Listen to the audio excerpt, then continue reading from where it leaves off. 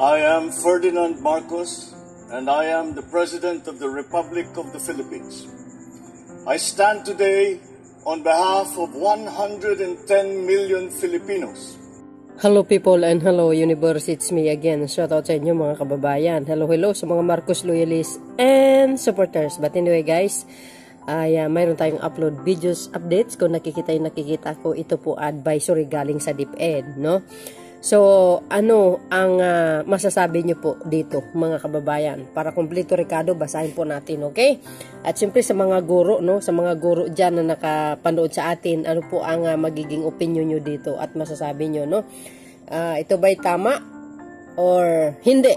Kasi marami po kumbaga, dalawang tao, dalawang mga nagko-comment na sabi, hindi pwede, ang sinabi, good job, ang sinabi, hindi na kailangan.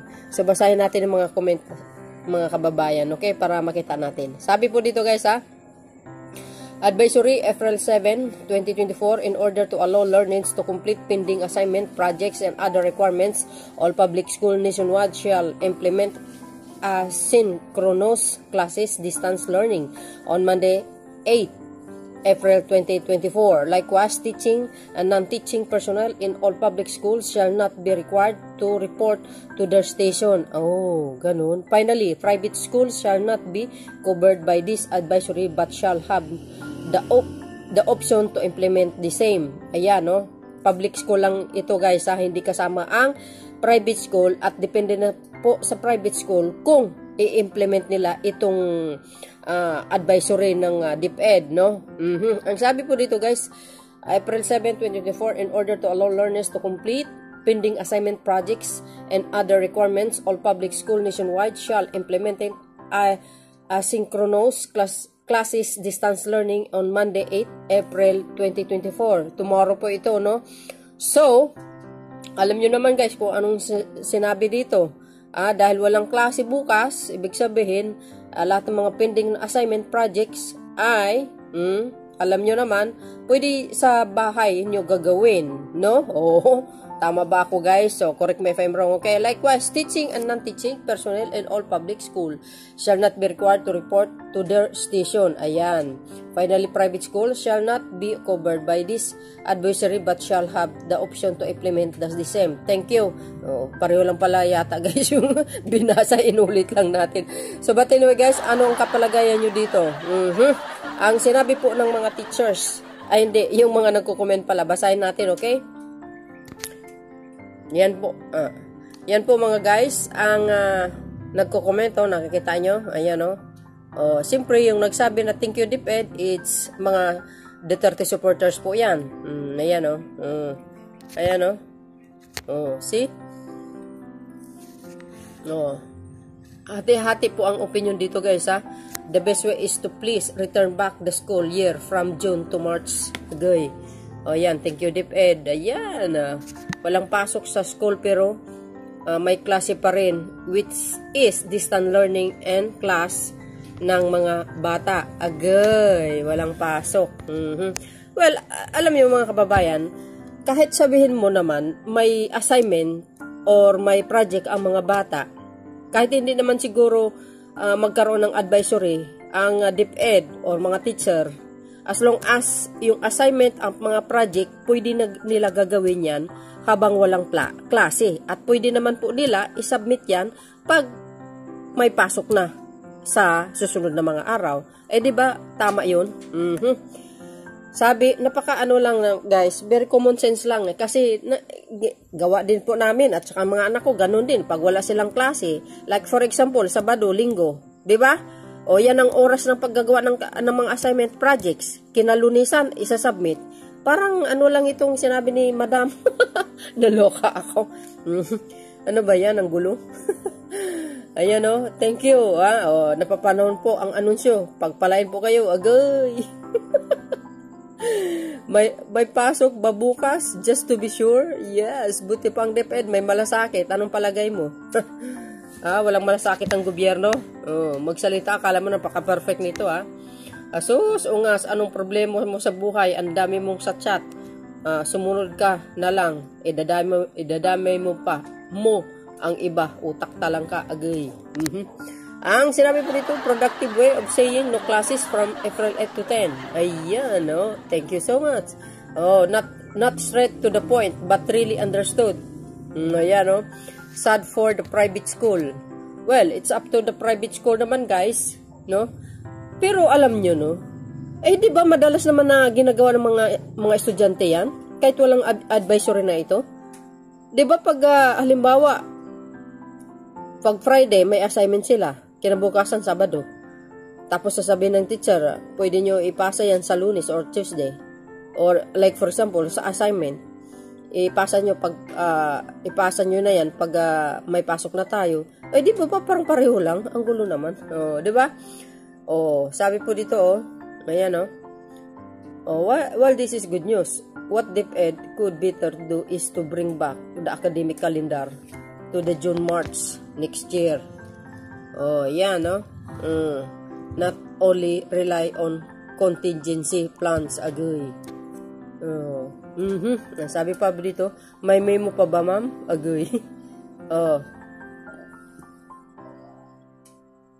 Ito, may isang guro na nagsalita, mga kababayan. Di ba sabi ko, parang ano naman yan, guys, lagi naman ginagawa ng mga estudyante ito, di ba? Ako po ay guro, hindi pala guro. Ako po ay hindi teacher. Hindi po ako pabor sa ganyan dahil karamihan sa mga bata wala po talagang natutunan. Most especially po sa elementary, karamihan mataas ang mga grades pero magulang ang gumagawa. Mas gusto ko na face to face classes dahil kahit makulit ang mga bata, mayroon din silang natutunan. Ayan, no, guys, isang nagko-comment. Memo po sana muna. Memo po sana muna bago i-post. Baka masaktan kami, agay. Di ba? Waiting for the memo po, agay. Dapat, nga, no, ang ibig niya sabihin memo, mga kababayan, dapat yung memo ipinakalat na sa mga teacher, no? Kumbaga ipinarating or ipinapasa na sa mga teacher yung memo, tapos bago mo i-post. Parang ganun ang dating sa akin. Anong kapalagayan nyo? Agoy. Dapat nung Friday, dapat nung Friday nyo pa post yan, DepEd. Nakabakasyon na sana kami ng matagal, sayang. Agoy.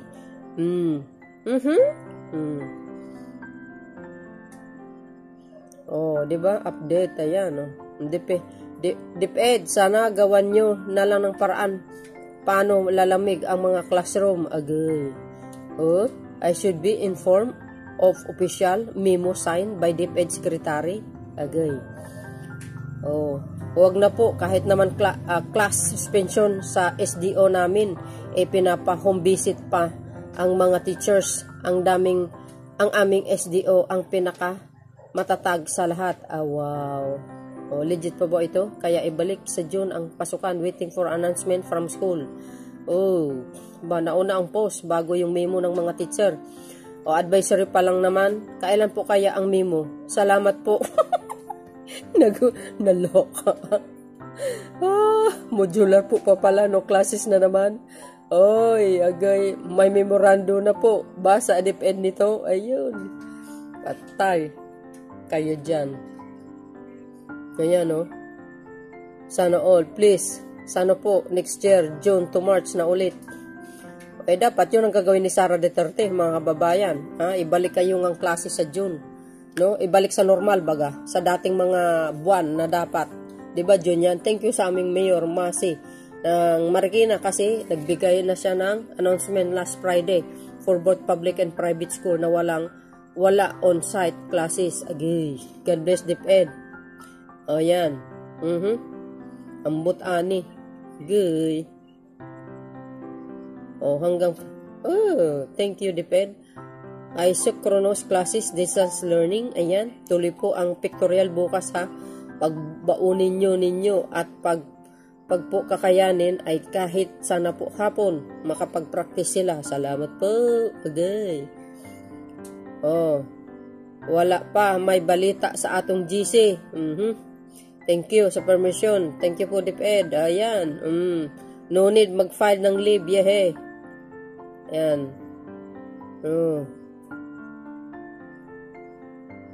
Sabi niya, do we have proper memo for this? So yun mga kababayan, anong kapalagay nyo dito? Ako, well, kahit wala naman klase, gumagawa ng assignment. Kung mayroon talagang pinapagawa ang mga teacher, no? So, ano ang kapalagayan nyo, mga teachers out there? Thank you guys for watching. See you again on my next upload video. Bye bye bye and baboos. Bato-bato sa langit, ang tamaan huwag magalit. Pag inggit, pikit, bakit? Nga. So, yan mga kababayan, ang memo ng DepEd. Ay, hindi pala, yung announcement ng DepEd. Nahuli ang memo bago ang post. O, di kaya na, hindi, mali. Nauna ang post bago ang memo. Di ka naloka.